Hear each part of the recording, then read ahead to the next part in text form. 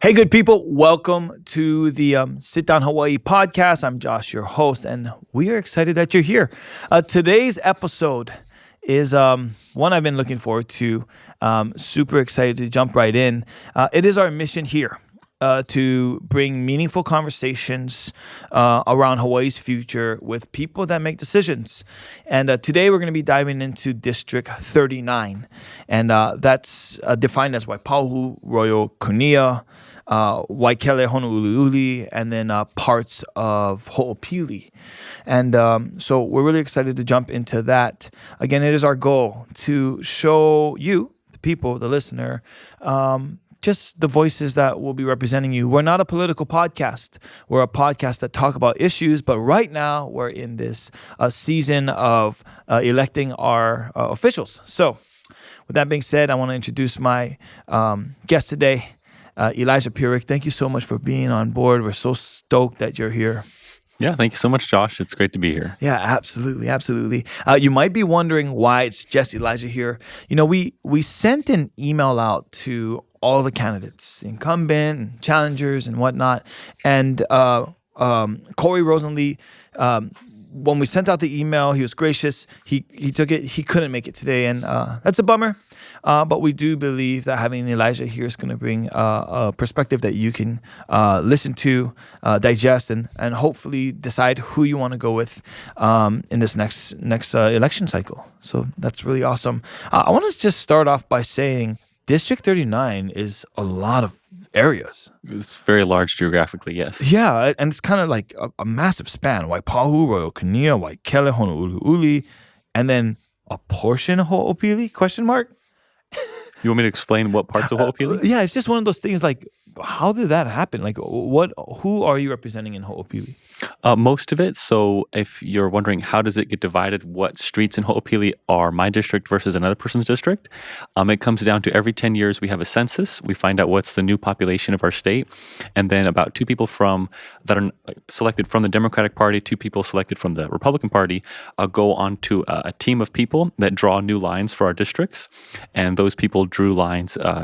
If you look at H1, the road getting down to Ho'opili, and then you go east into Ho'opili, just like the first a couple hundred homes closest to that road are in the other district. Gotcha. The Element side. Mostly Element, and then just south a little bit as well. Okay, gotcha. Cool. Okay, I can see where that's at. Okay, I want to just, we do this in all podcasts. We do the foundational three rules. Ready? First rule here is respect. You may not agree with some of the things that your opponent's saying, or you may not like that person at all, but we want to be respectful. We want to be honoring. We want to be positive because we want to move forward. 2, community first. We want to make sure that we're talking about District 39. How are the actions that you're describing? And we're going to get kind of into it today, but at the end of the day, I want to bring it back to how is this going to help the people in your district. And number 3 is let's have fun. This is a podcast. We're not a news station. We don't have it all put together. We're just real people that want to have real answers. Sounds good? Sounds good. Okay. Well, let's jump into our Talk Story segment. We're going to jump right into the facts. The first fact, let me pull this up, is affordable housing. So with the development of Ho'opili, District 39 growing rapidly, Ho'opili is expected to bring over 12,000 new homes. But affordable housing remains a critical issue as home prices in the area continue to rise. The average home price in Waipahu has risen by 25% over the last 5 years, making it harder for local families to stay.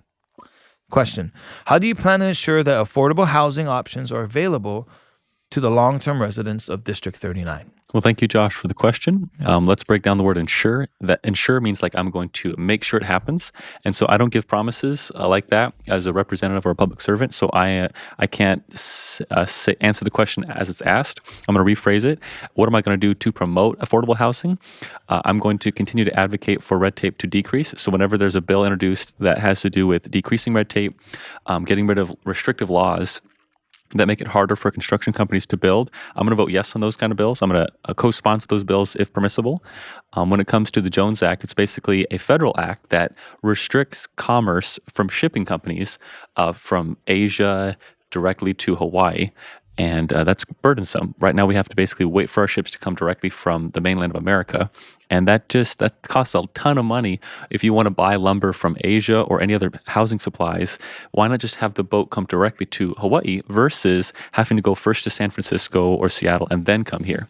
So modifying that act would be a wonderful thing. I introduced a resolution in 2023 to do that. I've also been in communication directly with our Congressman Ed Case, and he's an advocate for that. Hopefully someday it'll pass. And also, there's a program called the Hula May Housing Fund. I co-sponsored that bill that passed in 2024, and that basically helps with financial assistance towards people who want to buy a home. If they have a pile of money that they want to use as their down payment, that pile of money can be shielded from taxes towards their down payment. Man, a mile a minute. That was a lot. Listen, I think very intelligent answers, and it seems like you've got this well thought out. Can you do me a favor? Can you just simplify it for me? There's good people and there's bad people. Hopefully, I'm a good person.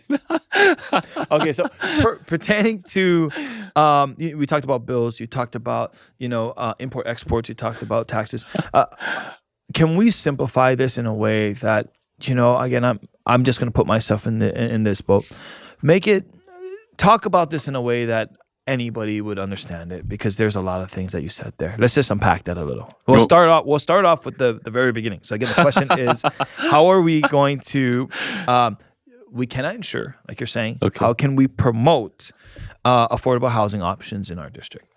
By voting in favor of potential laws that would do that. Nice. And you kind of mentioned that you voted certain ways in certain bills, and you've done this before. This isn't your first go. You're sitting and you've been doing this. So give me some examples, or what are some thoughts that you've done specifically for our community? And I say our because I live in this community. I'm not We're trying neighbors. to hide it. Yeah. And I want to make sure that it's really clear. And we're talking about affordable housing. Yes, sir.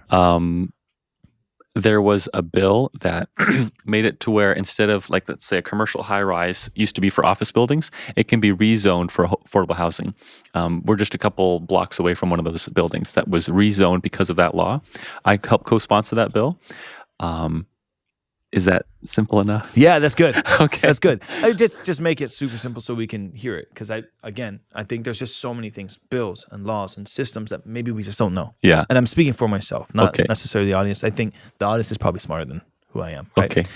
Great. And then let's talk a little bit. So 12,000 new homes. What's your thoughts on those home prices? It says, it continues to rise. And here, I'm going to go through this fact again. 25% of Waipahu homes specifically have risen over the last 5 years. So what's your thoughts around that? What's going on? What are you seeing? And what do you want to do for the people of District 39? So how prices increase 25% in general have to do with interest rates. When interest rates go down, that means how much money you're going to pay the bank on top of your mortgage, because the bank gave you the privilege of lending you out that money. When those interest rates go down, the overall mortgage price goes down, and that makes housing more attainable for some. And interest rates beautifully went down a whole lot during the previous presidential administration, and that's one of the things that constituted home prices going up so much, because sellers realized, you know what? People have more buying power. Let's see if we can increase the cost of a house, and it will sell, and then the seller will have more money. Yeah, we've seen in the Waipahu community, and it's very interesting, because if we go through the District 39 again, between Royal Kunia, Waipahu, and Ho'opili, let's just take those three. Oh, and there's Waikele in there as well. We're talking substantially different demographics, education, good or bad, whatever that may be, average household income, and there's this kind of thought that, and you can agree with this or not, that a lot of people have to leave Hawaii to live in Hawaii. And there's a lot of facts out there that there are a lot of people leaving. What are your thoughts around that, and how can we keep? I kind of want to think more of Waipahu, because there's a lot of older families that's been there since sugar plantation days. What can we do for them? What's your thoughts around that? You're asking what can we do to help all the neighborhoods when it comes to affordable housing? Yeah, I think, how do we curve people from leaving Hawaii and staying in our district? I would say one of the biggest factors that promote people exiting Hawaii is the cost of living. So there's a ton of things we can do to reduce the cost of living. I can relate to people leaving based off of my brother, Chaz. He moved off. He lived in Kunia and then moved out. It would have been wild if I would have been his representative. But anyway, he moved to California and started, his own car remodeling, repair company, then joined someone else's group. My sister as well. She married a guy from the Waianae side, local boy. And they only lived there for 3 years. And then they wanted to buy a house, but they can't afford it. So they moved to the Washington State. I don't think either of them are ever coming back because it's just really expensive here. They might come back if the prices drastically went down, cheaper than where he's in Palmdale, California, where she is in Washington. But the prices are so much cheaper there. Yeah. I kind of skipped this and I jumped the gun. I'm so sorry, but a little intro. Who are you? What are you doing? You did this civil beat thing. And so I want to let you know, as you're listening to this and you're watching this, if you want to hear specifics in policy, if you really want to hear even Corey's side of things, go to that podcast. They did a really good job there. This is not that. This is an opportunity for you to hear what Elijah has to say, and then also for us to get the questions answered that maybe you've been having. So let's talk a little bit about you. And yeah, let's start there. Sorry, I should have started with that. That would have made sense. That's okay. I was born on November 28th, 1994. So this November, I'll be 30 years old. I got elected when I was 27. This election, I'll be 29. I have a wonderful mom, and she raised me a homeschool Christian my whole life. I have a dad who's been in the Navy and a truck driver with Schneider. And so we've lived in a few places, and Hawaii is definitely home. Hawaii is where I've spent most of my life. I've got 2 older brothers, a younger sister. So I'm the middle child. So if you don't know anything about birth order, I'm the more outgoing one, the one that likes to help make people laugh. I love learning, and so I'm grateful to have earned a Bible and Christian ministry bachelor's, a master's in Christian studies, a master's in divinity with a focus on chaplaincy, and a doctorate in ministry with a focus on pastoral counseling. I have 4 units of clinical pastoral education. I'm a board-certified chaplain, a licensed mental health counselor. I have my own counseling company called Better Counseling Center. I'm an independent contractor with a couple other counseling companies as well.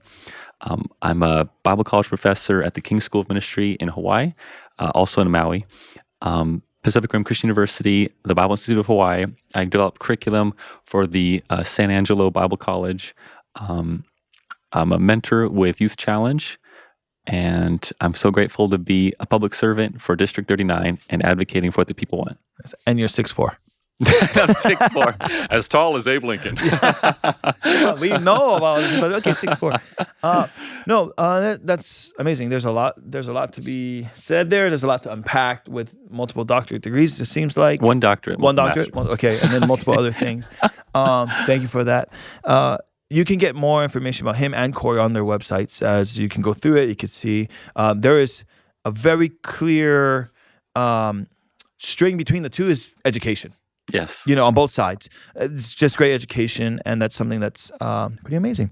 Okay, let's jump back in. Okay, we're gonna go into topic 2, crime and public safety. Okay, District 39 saw a 15% increase in property crime over the past year, particularly in Waipahu and surrounding areas. Drug-related crimes are also on the rise, with a 10% increase year over year. What steps can you take? I don't want to use ensure to promote public safety and reduce crime in areas like Waipahu, Royal Kunia, and the Greater District 39. Great question. So how can we reduce crime in our district? From the legislator's perspective, there's definitely things we can do to be proactive. The first is to create and foster a culture of being pro-police. Sadly, the news and many other left-leaning public servants very much are critical towards the police. They want to continue to have sometimes restraints on the police that keep them from protecting our communities. That's my interpretation of what they're doing. So what I do to promote the police is I include invites for people to join HPD on my mailers. And so I've sent out at least 16 mailers as an incumbent. And then for the campaign for 2024, those all include invites for people to join HPD as well. I'm endorsed by SHOPO, so the police see me as an advocate for them. I encourage people to be involved with, they're called neighborhood watches. So they walk the neighborhoods. They all usually wear like the same color t-shirts, like yellow, and they're just kind of scanning, making sure no crime's going on. The downfall of that is they usually only assemble and do things like once a month altogether, but they do foster a culture that lasts day after day of being watchful to what's going on with your neighbor's house. People install Ring cameras, which is good, so they can get updates on where's the crime flowing, sometimes to prevent crime by somebody walks up to their house and it says, "Hi, you are being recorded." And then the owner can tap into the microphone and in the speaker it's blasted out saying, "Hey, don't rob me. If you do, I'll call the police." Just like that? Don't rob me. Perhaps something like that. What we can do more as a community is be mindful of who we're voting for to combat crime. So let's say somebody comes to your house and they steal your car. What do? You call HPD. The HPD comes, they write a police report, and then they'll have like a case for it. Let's say something else happens. Let's say somebody steals something from your backyard and you watch them happen. Watch them do it. Then the police come and then they arrest the guy mid-robbery.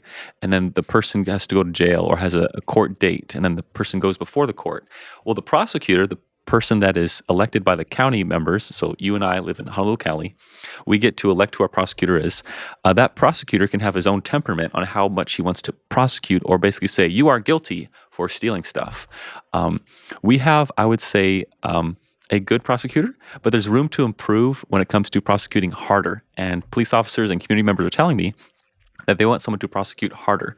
Now, the options we had are Steve Allman. I thank him so much for all he's doing with regards to combating recreational marijuana being legalized. It's not legal, thanks in part to him, and I'm grateful for that. But perhaps the prosecutor's team could do a little bit better job on being more argumentative towards condemning with bigger judgments towards the judge. Because then the judge, who is appointed by the governor, and the governor is elected by the people. So the people, when you vote for Governor Josh Green or somebody else, pick somebody who's going to be super tough on crime, because that governor is going to appoint a judge, and that judge is confirmed by the Senate. And the Senate, they are people that have temperaments, whether they're pro or less pro, on being combative towards crime. And so right now we have a bench full of judges and a prosecutor's team that I believe aren't as hardcore on crime as they could be. So that's a really zoomed in perspective of why crime is a little bit lax in our community when it comes to punishment. We could be a lot tougher on crime. And I think that would deter crime by having a culture of, oh, bro, did you hear that? Ikaika, he just got arrested and they gave him so much sentencing because he did something wrong. If we had a belief system like that in our state, there'd be less crime. But people in Waianae especially, they go and they rob the stores. The police cite them. They go before the court date and they get thrown out, meaning the judge doesn't do anything or doesn't do enough about it. And so I don't think that's good. I think that's bad. And that's part of the things that allows for crime to be as big as it is. Yeah, it's interesting because I grew up in Kapolei, grew up in Makakilo, Honokai Hale, and we, I kind of mentioned this in a previous podcast. We knew the police officers, and they were very, very active in our middle school, with the Kapolei Middle School and the Kapolei High School. And even our firefighters, it wasn't a distant thing at all. Hey, there's Officer Laudermilk. You kind of knew it, right? And they kind of knew who was a little crazy in middle school and high school too. It was like a mutual thing. You've talked about the prosecutor. You've talked about working with Shopo and all these people. Here's a question, just from your standpoint, knowing these people, how is that going?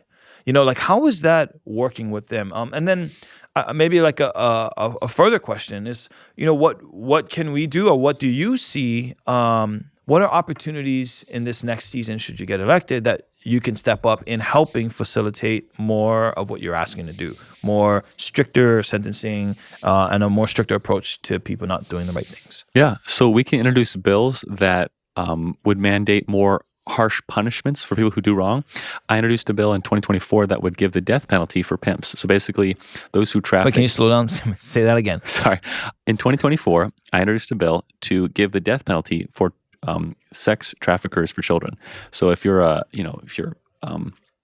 trying to patrol schools and pull somebody out to become your next sex trafficked person, if you got caught, you'd be killed because that is a terrible crime and it deserves a terrible punishment.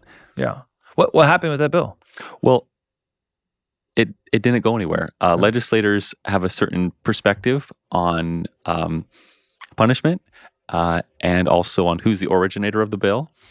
And it didn't pass for those kinds of reasons. I can go on and on and on about why bills don't pass. Well, it's interesting that you bring this up because, our kids are in the district and we go to the schools. And just recently we've gotten, off the top of my head, 2 letters saying that there was some foreign, not foreign, there was some person that approached a kid and here's the problem and talk to your kids and be on the lookout. And thank God things didn't happen, in a negative way.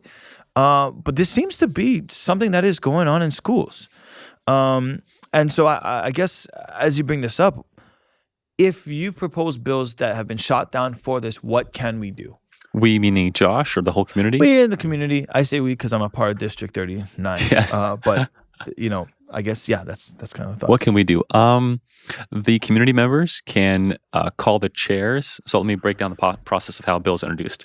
A legislator can introduce a bill, and then the bill gets filed to the chief clerk's office. The chief clerk gives it to the speaker. The speaker refers the bill to maybe 3 committee chairs in the House. And then those committee chairs can choose to hear the bill or never hear the bill. In this case, the bill was never heard, as far as I know. And so the community members can reach out to those committee chairs that are in charge of the committees that the bill has been referred to and ask that committee chair, please hear the bill and pass the bill out of committee. Yeah. So simplify it. There's a process. It takes some time. And there's a lot of people who need to push the bill forward to even have it be heard. Yes. Yeah. Great. I think District 39, because of the massive amount of growth in one pocket, but then you still got like some of these older plantation homes in another pocket, and balancing that is pretty unique.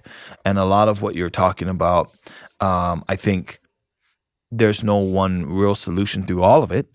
But yeah, it's just very interesting to hear your perspective on how we can maybe approach this legally. When I say legally, like through the right means, not just communities banding together and saying we're going to fight this in our own way, right? So, if I could comment on that, go ahead. There was a story I was a part of on Festival Street in Ho'opili. There was, I think it was Queens West or something like that, were having a booth for a get-together, and I asked them, what can I do to help make the community better? And they told me about sex trafficking in Kapolei, where I don't remember the exact scenario, but basically a guy in a truck drove by some kids, and then the person next to the kids, the pimp asked the person, how much are the kids? Like, how much can I buy them for? Wow. And some men heard about it, and they responded with their fists. Wow. And so you're asking, like, well, shouldn't the community just get up and be mobilized and do something? The community is doing something. At that level in that parking lot, the community did something. I'm not necessarily advocating for people fighting each other in the parking lot, but I am saying protect your children. Yeah. So there are legal means also. Just call 911. Yeah. Yeah, but you do that to our kids, I'm sure people have I think actions. there is a sense of justice that needs to be served when people do wrong. Yeah. Okay. We're going to move forward. Very interesting. Could I also comment on something else you mentioned? Go ahead. So when it comes to the differences between, let's say, Westlock, Village Park, and Ho'opili, they are unique neighborhoods in different areas of Oahu, but they all have similar issues when it comes to taxes. State income tax is the same for you if you live in Westlock or if you live in Ho'opili. If you go to Safeway in Southern Eva and you live in Westlock, milk is still expensive. If you live in Ho'opili and you go to Walmart to get milk is still expensive. So when we talk about big concepts like the cost of living, it's affecting all neighborhoods, not just some. Yeah, and I think that's really important. Our rule number 2 here is about the people. When we talk about bigger things like taxes for the whole state and how does that trickle to our community, I think that's really important. What are your thoughts around that? We can go down this road really briefly of what's going on tax-wise and how is that going to affect our community, the District 39 community. Mm-hmm. Yeah. So when it comes to taxes, I voted yes in favor of a tax decrease on state income taxes that would affect mostly like families who make like $80,000 and below. It's great that we're decreasing taxes, but it's not enough. I introduced a bill in 2023 to eliminate corporate income tax, state income tax, switch from general excise tax to sales tax, eliminate capital gains tax, etc. So these are things that we need to be doing, is like drastically decreasing taxes, because our state has a state budget of about $17.2 billion, and there's only 1.4 million residents. And if we contrast our state population with states like New Hampshire, they have about the same state population, but their budget's only like $7 billion. Yet they don't have state income tax. They don't have as expensive housing. There's less traffic on the roads. There is less homelessness. The cost of living is less there. So I don't believe that the excuse of, well, you have to ship things on to Oahu and that's why it's expensive. I don't believe that has to be the way it is. If we drastically decrease taxes like New Hampshire, we can have better livable incomes. What happened to the bill that you proposed? You said you proposed it. As per, it seems like the custom of the Democratic legislator is that they don't listen to and don't pass Republican bills. The only Republican bill that passed out of the session from 2023 to 2024 was Lauren Matsumoto's bill, which I co-sponsored, which is called like the Hula May program, which we talked about earlier, is that if you have a bunch of money and you want to spend it on a down payment of a house, that money is shielded from taxes. That's a great bill. I'm so glad it passed. And the Democrats' a sad system on how they allow good playing Republicans to pass their bills is you just be quiet. Don't vote no on everybody's bill. Don't call us out on what we think is right, but you might think it's wrong. Just have to be quiet about that. And every 3 years, we'll let you pass one bill. And so us as legislators, we're allowed to introduce 20 bills on odd years, 10 bills on even years. And so then by the third year comes, it's another 20 bills. That's a total of about 50 bills. Out of our 50 bills we introduce, the Democrat-ran legislator, their culture is, we'll allow you to have one bill that passes if you play the game right. You know, Corey's not here. So, clearly you're the Republican candidate in this case. And I'm sure Corey has his thoughts around this. I do want to ask you, you made it really clear that maybe one bill passes in 3 years, and there's maybe, and I'm assuming that there's this system or structure that's happening where only one out of every 3 years.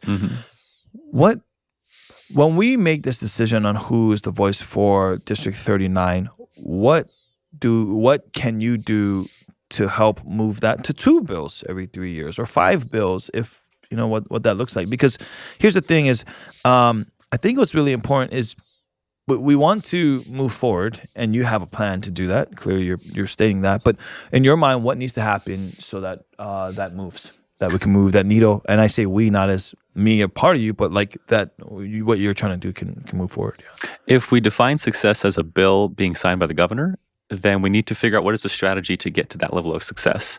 And right now, the way that Democrats rule the House of Representatives and how they allow which bills pass and don't is you have to play their game. So I would then need to stop calling them out for all of their bad things. I would need to stop voting on all of their bills. And I would need to just be a play along to get along kind of guy. Some on the Democratic side would call that you need to be a team player. From an ethics point of view, I would say you would have to give up your moral compass and just start like water flowing wherever downstream goes.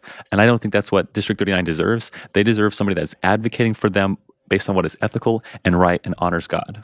How does, in your opinion, how does that work? If we have to play nice, if you have to play nice, is what you're saying, but you still need to make change in your mind. What is that balance? And this podcast is about the people. So if there's legislation on any side that needs to be passed, and it'll be positive for us who's listening, the people who want to see change in a certain direction, how do you balance that? And what needs to happen for that to happen? Because in my point of view, from what I'm hearing, it's I'm stepping and standing in this space. I'm not going to necessarily give in these areas. But at the end of the day, the people of District 39 do want the changes. What needs to happen to make those changes happen? Is there a space? Is there a world where that happens? What does that look like? What does that feel like? What are you doing to make that happen? So let's say hypothetically, I stop voting no on all bills, and I just become a yes man. I vote yes on all the bills. Let's say I start not going on social media and exposing all the bad things in our state, and I just turn a blind eye to it and become a one of the good old boys and just say, "Oh yeah, that's normal. We all do it. It's the system of our state." What if I became one of those guys, and then the Democrats graced me with one glorious bill that passed every 3 years. What bill would that be? Would it be the bill that I introduced that eliminates state income tax? Would it be the bill that eliminates corporate income tax so that businesses can thrive and pay their employees more because less of that money is being taken to the government and they can give it to their employees? No, it would be an insurance on post office packages. So we have about 6 Republican legislators in our House of Representatives, and the only member who has her bills passed. And I thank her for all that she does. She's a wonderful person, and we need someone like her in the legislature. And we all have a calling and a personality to function as we do in the legislature. So I honor her for her space that she fills. The Democrats only allow, in my opinion, less significant bills of hers to pass. If she introduces a heartbeat bill, they're not going to pass that. It's not going to be one of the 50 every 3 years that passes. It's going to be, you're right, we should have insurance for packages that are stolen out of the post office. Now, a bill that says, this isn't existing, it was a pilot program, or a program that only lasted a couple years of, here's a pile of money and it's shielded from taxes as a down payment. Let's pass this girl's bill that's going to allow the program to continue. Great bill. Praise God for it. We all have different personalities. Some are those to, be more of a. We all have different personalities. What would you say to the general public, where and I've heard this not from you but elsewhere, that if you want to get things done in Hawaii, you need to be a Democrat. That's what they say. Yeah. So what do you say to that? Like if we the people of District 39 want to make change, and you're saying this is the way you want to do it. If I'm just thinking about this in the most simplest terms, doesn't look good if you're representing us and we only get one bill in 3 years. What do you say to that? Is it, well, that's what it is? Like, how does that work? How do we move forward in that? So let's backtrack a little bit.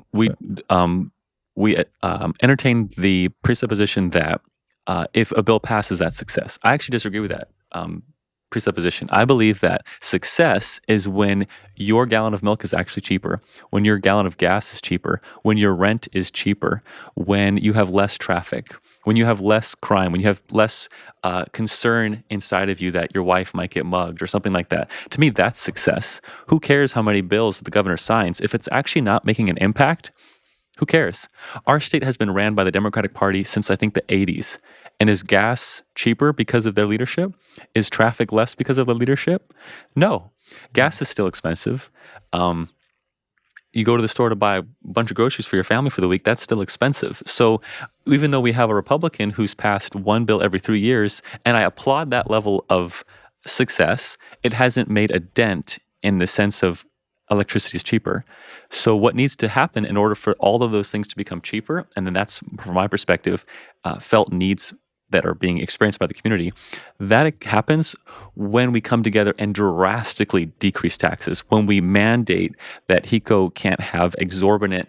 For instance, when Lahaina happened, they were going to pay somebody $1.1 million for just 6 months, this one guy's salary, to assess what's going on. That's a lot of money for 6 months.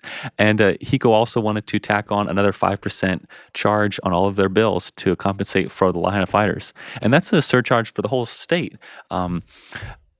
Voting no's on those kind of bills is good. And then going on social media and telling everybody, don't support this bill, contact your representative, whether you're in, North Shore or elsewhere, to vote no on this bill. There's so many things that Republicans can do, even if their bills don't pass, to advocate for change. And that is talking to all the communities across the whole state, ask them to talk to their Democrat leaders and say, please vote no on this terrible bill.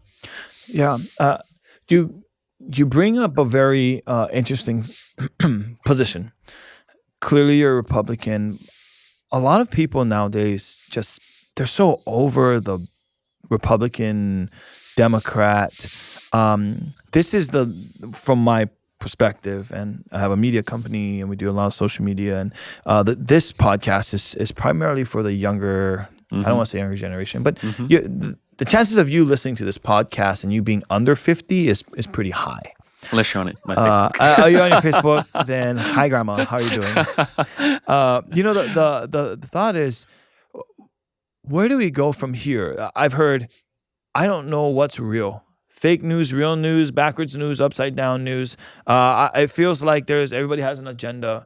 Republicans can't get along with Democrats, and Democrats can't get along with Republicans. They can, not all of them. But it does feel this way. There's a feeling, and we hear this in the rhetoric. We hear this in like how people are treating one another. You're clearly a Republican. How do we move forward? There was a time. I was here, Linda Lingo era, Republican. She had furlough Fridays, did things that not everybody liked in that regard. And then also the Ben Cayetano era. There's all these things going on, but there was a time where you could disagree with people and it felt like you still could cordially work together. And it feels just from the outside, and this is a question and a conversation, that it doesn't feel that way anymore. It feels like there is a very far divide between Republican and Democrat in Hawaii, and you have to pick this side and choose. And I guess my question or observation is, what do we do as people of Hawaii, not even our district? What do we need to do to get back to a point where there is some sort of honesty and respect towards one another, and how is that going to happen? And if you're elected, how does that happen if you are one of the smaller minority of Republicans around Democrats? What needs to happen in that? Like, how does that work? It doesn't feel that way anymore. So to rephrase the question, how can we get along? Republicans and Democrats, whether they're elected or not elected, can get along by simply respecting each other, listening, making eye contact, smiling when they're talking, and not raising their voice too loud or doing other things that might dishonor the other person. So I think it's pretty simple, and I believe that I practice that as a representative with my Democrat colleagues and with my constituents, whether they're in my district or not. So, and then that's basically is that simple. Yeah. It does seem like a simple solution, but I don't know if it's happening. Well, I'm faith-based, and it says, I believe in Jeremiah around, I think it's like 1917 or somewhere around there, maybe 17:9, that the heart is desperately wicked, and who can know it? We have a sin nature after Genesis 3 that basically leads us to do bad things. The enemy, Satan, he wants us to do bad things. And we as free will human beings can choose to follow the kingdom of darkness or follow the kingdom of light. And the kingdom of light looks like the fruit of the Spirit: love, joy, peace, patience, kindness, gentleness, self-control, things like that. So people get to choose every day with their free will if they want to follow communication styles that are reflective of the kingdom of darkness, anger, wrath, accusations that are false, or the kingdom of light, which is love and hope and joy. Right. And I'm sure if Corey was here, he might have a different thing. He might, I don't know. I really don't know. But, since you're here and that's what you're thinking, that's your opinion. And I think there are pushbacks on that side as well, with people saying religion and politics and the separation and all that stuff. I don't want to go into that because that's not necessarily my position, but I do kind of want to move forward into our third topic in school performance and support for education. So bringing it back to District 39 and bringing it back to our children. Here are some facts. Waipahu High School's reading proficiency is 42%, while math proficiency is only 26%. It's well below the state average. Supporting data, there are District 39's areas, elementary and middle schools are also lagging, with only 30% of students meeting statewide proficiency standards. How will you support local schools? What can be done to improve the quality of education for our students?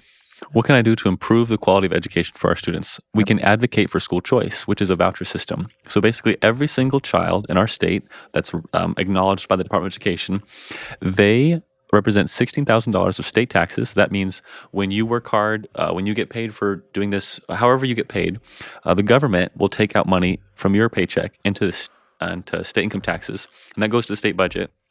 And that goes to a line item, which is one of the biggest parts of our state budget, which is the Department of Education. And then that gets pieced up in little pieces towards $16,000 towards every single child.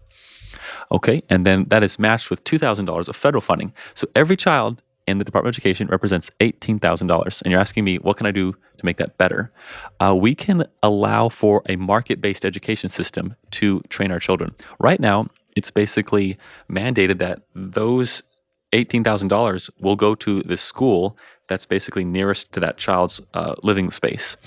So if you live, let's say, in Waipahu, that money is going to go to Waipahu High School, even if you're homeschooled, even if you go to private school. That's not fair. We should allow a voucher system where the child, let's say the parent and the child talk and they want to be homeschooled. Well, now the parent can pull that $18,000 that they paid out of their pocket to become taxes. They can keep it and they can raise their child with the curriculum of their choice, or they can choose a charter school, or they can choose a private school. Imagine that. Parents using this $18,000 that they already pay for towards their child's education in taxes, they get to keep it and take it to the private school of their choice that actually have wonderful proficiency reports. I think when we have a market-based system of education, it promotes competitiveness and it's incentivizing teachers doing better, schools doing better. Imagine if there's a school with low reports. If kids are dropping out or parents are pulling their kids and going to the more successful schools, the more successful schools are going to grow. And hopefully they just keep developing and producing more educated kids. I think that's perfectly fine. If you have two gas stations, one has great customer service, one doesn't, and everybody chooses to go to the gas station with better customer service, they're going to get gas where they feel valued and loved. It's the same with every other kind of product in our state. People choose what sometimes is cheaper, what is better, and it shouldn't be different with education. Education shouldn't be mandated based on where you live. It should be something that you can choose how you grow, whether it's homeschool, private school, or public school. Yeah, it's interesting. In Ho'opili, specifically, there are elementary schools that's supposed to be built. There are middle schools, or at least high school that's supposed to be built. Did you get my mailer yesterday? I didn't. Oh, okay. I didn't. We talked about sorry. that all day. Okay. Yeah, I do want to bring it up because it was brought up on social media as well. But let's just go there really briefly to the community of Ho'opili, where we're at, what's going on, the schools, just the whole, I guess, the district, what's going on around that. Yeah. You want to know the timeline for each of those schools? Yep. At least 3 years for all of them. And that's sad because some of those projects are allocated $50 million to design it and build it. That's a ton of money. And if you divided that up as just vouchers for all the parents to choose to take their kids to established private schools already, or other alternatives that they would choose, I think that would be incredible. And we would just have our test scores, I think, would bump up because the kids are going where the parents want and the kids want. So that's both the elementary school and the high school are both 3 years out. Okay. And it's something that I'm like saying it has to take 3 years. I'm just saying I'm reporting what the DOE is telling me. Yeah, I guess in your position, is there a way that that's expedited? Is there something that needs to happen? Do you have any power to wave a magic wand to make that happen? What needs to happen to? I want to preface this. I live in Ho'opili. Yes. Right? We bought a house. We have kids. And we want our kids to go to the community school that is right next to us. That'd be great. Not drive further into Eva, which is opposite where both of us work, to have our kids there. It's nothing against Eva. It's everything to do with the schools. Yeah, it's very kind of out of the way. So the idea is we purchased homes knowing that this was here. Promise or no promise from D.R. Horton, it was very clear that on maps, this is the elementary school coming up, and it did feel like it's on its way, and then now there's we've been there for 4 years. We add that with the 3 years, and let's just say the state doesn't make the 3-year timeline. I'd be shocked if they did. Right. So we're 8 years out and still no elementary, and the high school is. And so I guess the thought is, are we as District 39 Ho'opili residents, do we say, okay, that's what it is? Or is there something that can happen to expedite that? Or, You could email the chair of education in the Senate, Michelle Kadani. You could email the chair of education in the House, Justin Woodson, and say, please do what you can to advocate for a faster construction. That might work, it might not work.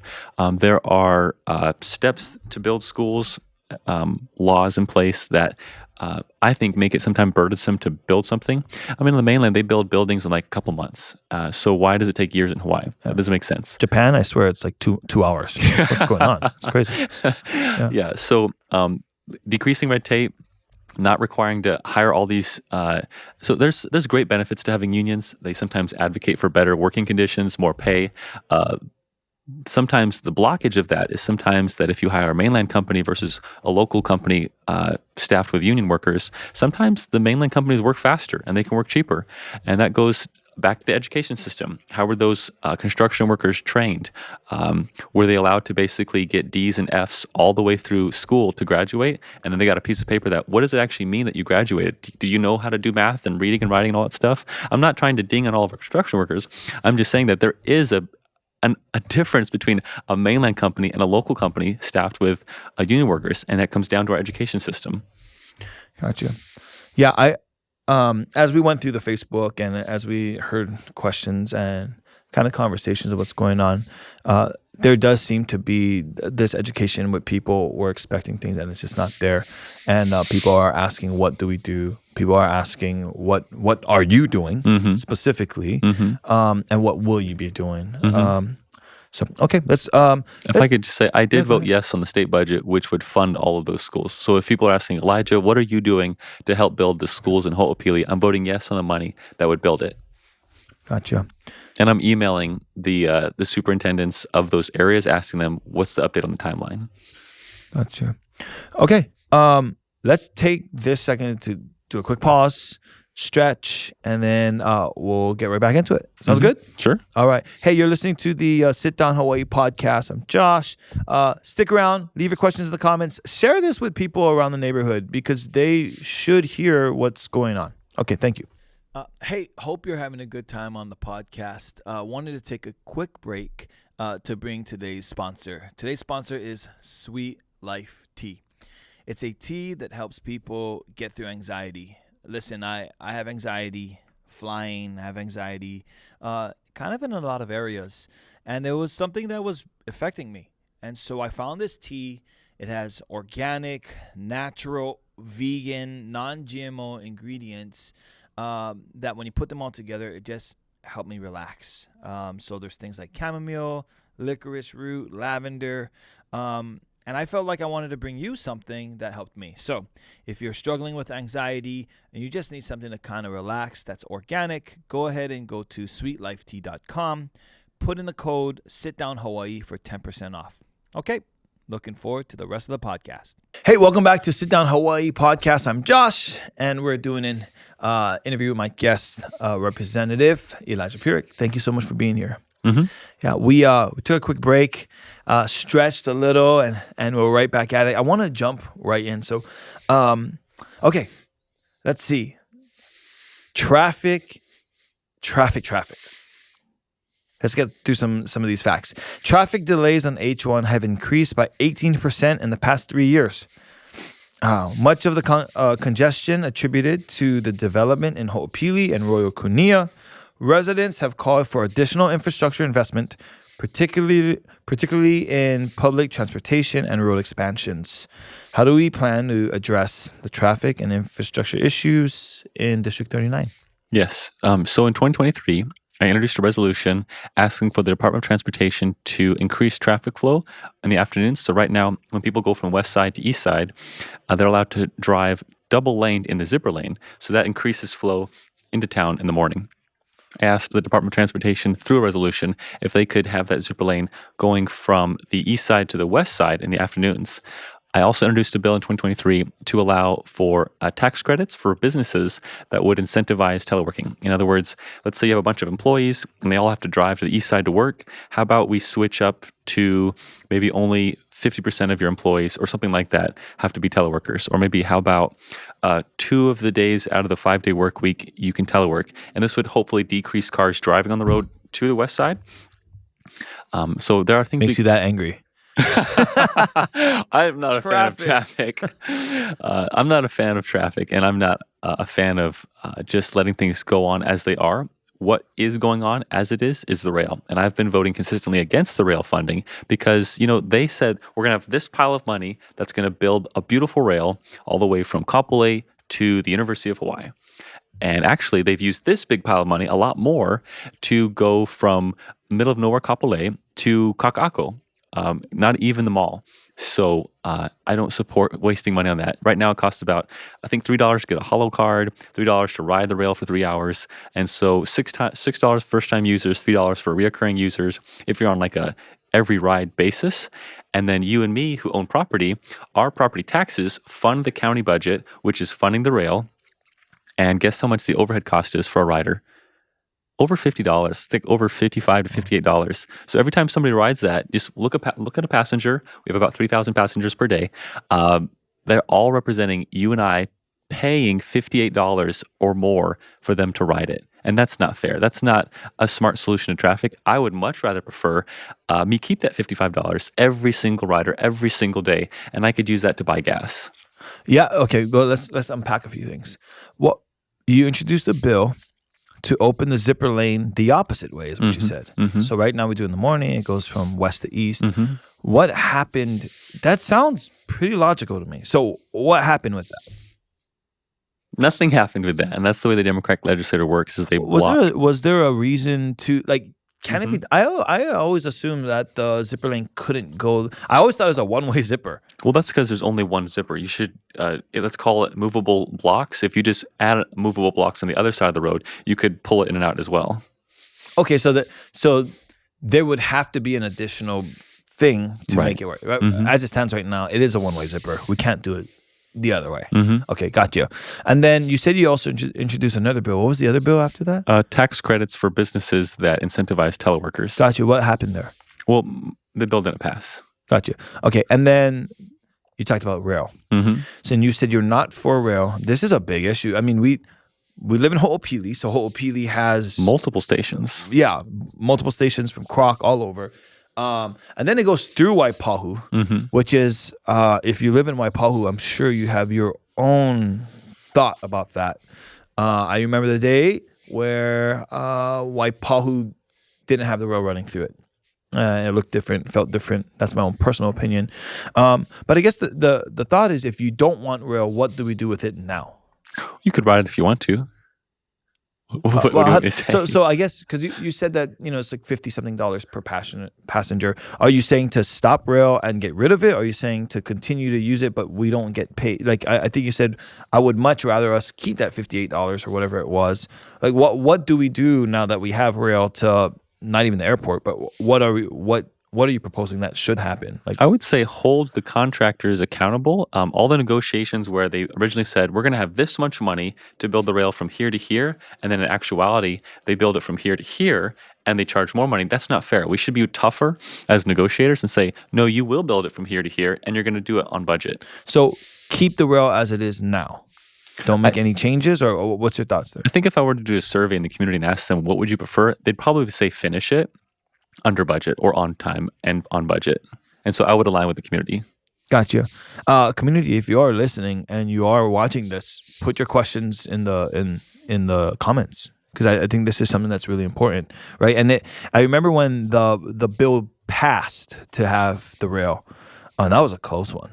Oh, really, really close one. I think if you made it a ballot initiative and asked the whole state, because right now we have state income taxes being allocated for this. That means Kauai, Maui, and Big Island, North Shore, Hawaii Kai, people who will never need to use the rail for daily commutes, they're being charged to pay for it, and that's not fair. Yeah. Imagine the rail that could just go from island to island, though. I'd love that. That'd be fun. Nuts. Nice fairy tale. Moving right along. Just a little bit on that.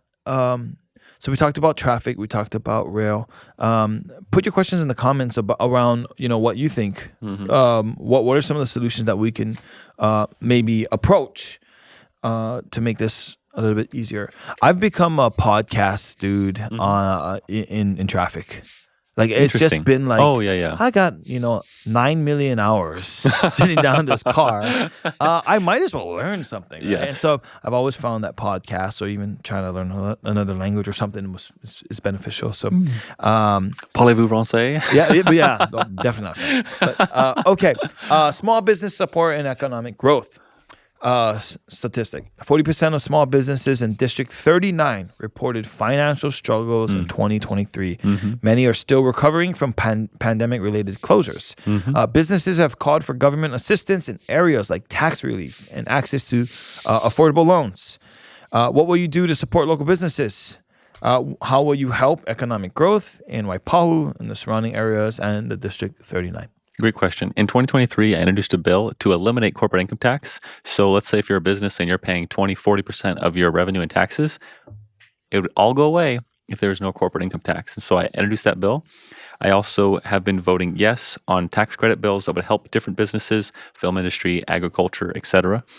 And also, I can just be a resource when it comes to networking the business to already existing tax there's basically, you can apply for government-assisted loans, and sometimes it's stipends from the government to start your own private business. Got you. So they can just email me and say, hey, I'm starting a new business. What can I do about it? And I'll forward them the links to get access to that money. Oh, they used to just email me and then you'd cut the check. That'd be perfect. Hey, Elijah, I want to start a new, If I was, let's say, ultimate leader of the state, I would, what would I do? There would be so many fun things I would do to help businesses. Put you on the spot on that. All right. I want to move right along. We don't have too much time, and I do respect your time. Thank you for being here. I really do appreciate it. It means a lot. I do think the people of District 39 is going to get a lot out of this. And I'm having fun. Are you having fun? Me too. Okay. We're getting to a section where it's a little more fun. We take the demographics, all the locations of District 39, and then we put it all together with your profile, and we work with ChatGPT to pose one question to you that we think would bring some insight to who you are as a candidate. Okay. Are we talking like paper or plastic, Ben and Jerry's versus? Yeah. It's a little more in depth than that. I'm like, man, ChatGPT is pretty smart. I'm gonna go with this one. I actually asked two questions. Man, I can ask both of them. Okay, we'll just go with this one. What's one thing about living in Ho'opili that you think should be celebrated by the whole island? Love. I think that if you talk to neighbors, if you just drive on the street, if you start waving at people, you feel the love when they look at you, they smile, eyebrows go up, smiles widen, and their affect, it looks gentle, and they give you a hand gesture of something positive. Yeah. I promise you I didn't give him this before, but that was really quick. Why so fast? How did you know that right off the top of your head? That's just what came. Yeah. I'm going to ask you the second question because that was way too fast. Oh, okay. Okay, here we go. If you could introduce a public holiday specific to District 39, what would it celebrate? And you can't use love because you already used that. Oh my God. Okay. Have high affirmation and affection towards your neighbor. Which is also love. Yes. So I'm just starting around that one. Yeah. Okay. Interesting. Very interesting. Okay. I got a game and then we're going to wrap this up. Okay. Here we go. So what I did was we took two menus of two establishments in District 39 and I want your order. Okay. Here we go. So the first menu, give me a second. Let me pull it up. Please be orange chicken. No orange chicken. In Ho'opili, there is a new ice cream / coffee shop. Oh, yeah. Called Sage Creamery. Yes. Okay. I'm going to pull up the menu. You tell me what are we ordering and why. And I'm going to maybe preface this by saying it's a hot day. Okay. A hot Ho'opili day. Let's go 1:32 p.m. And you're like, I need ice cream. Okay. What are we going with? Here's the. I'm sorry, my thing is kind of frozen, but I can go through a few of the options. Or I could if you want. Okay, yeah, go ahead. Ube, banana lumpia, Thai tea Oreo, black sesame, coconut. I would say probably Thai tea Oreo. Thai tea, if it's orange, oh my goodness. It's Thai tea Oreo over banana lumpia. You're not a banana lumpia fan. I've been to the Philippines 3 times. I love me some halo halo. I've yet to try balut and Banana lumpia is good as well. But on these options, I would choose Thai tea Oreo. So what you're saying is on social media, we should eat bullet together. You'd have to pay me to do that. That's great. Okay, good. So you're going. Okay, one more time. I want to make sure I have this. Cookies and cream, right? That's what you're going with. Cookies and cream. I'm sorry. I told you not. Thai tea Oreo. Okay, cool.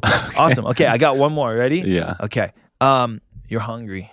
It's 1:12 p.m. and you're like, it's time to eat. We get to Tanioka's. Uh-huh. And Tanioka's is a long line, and I want to pull up the menu. So this is the menu. What are we eating at Tanioka's? What's the go-to? So I'll let you kind of go closer, and I'll preface this by my grandparents live right behind Tanioka's. So we would get there, and the cone sushi was the jam. I mean, I swear we would eat cone sushi every time we got there, and Tanioka's was our jam. And so I think you can tell a lot about somebody when they eat, what they choose to eat, how they eat, and when they eat. And so, you got the menu? Yeah, if I could choose two things potentially. Oh, you got to talk in the mic. Oh, okay, yeah. So if I could choose two things potentially, for protein, probably the chicken, and then a subcategory for poke, I would probably say spicy ahi or onion ahi. I like my ahi to have a little bit of when you eat it, something that crunches, and that can sometimes be croutons or onions or, yeah. Onions. Got you. Okay, so we're going poke. Wait, we're going spicy ahi or onion ahi. Onion ahi is probably better. Okay. It's probably less spicy than spicy ahi. Okay, and then you're going chicken. Yeah, I mean, if it's orange, how wonderful. There's like the ahi bombs, I think they call it. It's like a ahi roll, right? And then they fry it. They put the unagi sauce. Unagi sauce on everything, man. That's where it's at. Representative Elijah, thank you so much for being here. It really does mean a lot. I want to give you a minute. You can go ahead and talk to our listenership. If you're in District 39, please vote. It really, really matters. But anything on your heart, anything you want to say before we leave? Yeah, thank you. Yeah. Aloha District 39. Thank you so much for watching this podcast. First and foremost, I love you. I care about you. I pray about you. You're my priority as a legislator, and serving you is a joy. This is the best job I've had my entire life. There's some parts about this job that are difficult, and sometimes there's parts that aren't fun, but overall, it's the best job I've ever had in my entire life. And that's because it's about you, the constituents of District 39. And so if it's your preference that I would serve you for another 2 years, it would be a joy to do that. Thank you. Awesome. Thank you so much. Hey, you've been listening to the Sit Down Hawaii podcast. I'm Josh. Do me a favor, share this. Share this with your neighbors, your family, your cousins. This is a really important season where we get to elect someone to represent District 39, and your voice matters. Don't think that one vote doesn't matter. Don't think that what you're voting for doesn't count. We can make change. We can do this one vote at a time. So get out there and vote. With that, I'm Josh. See you on YouTube. Aloha. Oh, man. Spending time with Representative Elijah for District 39 was interesting. He is very smart. You can see, I think when people get degrees sometimes, you're like, oh, that person's book smart. And I think his degrees is a good reflection of truly how smart he is. This processing, how he thinks of things, and then the ability to take complex options or thoughts and then simplify it for everyday people, I think is spot on. And I got this sense from him that he's almost trying to do a lot of things, and it's just been, I don't know, falling on deaf ears. And him as a person, he walked in, big smile, genuine. I think he's a nice guy. I do think that he has, his quirks. And I don't think they're bad, but it's just Elijah. I think he's a very candid, honest person, intelligent, and I think a lot of what he's doing and what he's explaining is in the interest of District 29.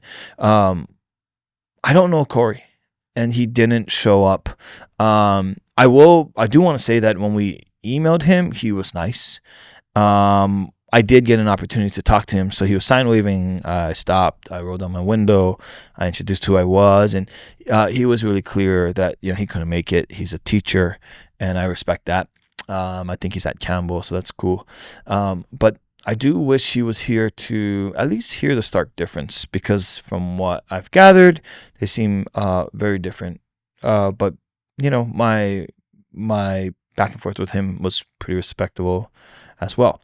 I do know this, that District 29, I think with what I learned at Elijah is he's a very genuine person. I do think when he said he loves you, I actually think he does. And I think that that's a very good trait to have at the end of the day. He talked about, this was big, when he talked about the kids and death penalty, I thought that was super strong. Like, whoa, my gosh, nuts. But, the more you think of it, to have that boldness to say, don't mess with our kids, I think is very, very good. And I think that will go a long way in the district. But anyway, good times, pretty good. Oh, wait, I can't forget. The Tanioka's order. I don't know if onion poke is my choice. I don't think that would have been my choice. And you gotta go with fish patties. Come on, or at least the what is it? Corned beef hash patties. But that's okay. I think that's his order. And then also for Sage, you gotta go with the kulolo. If Sage has kulolo, you need to go with that one. Okay, thanks. Aloha.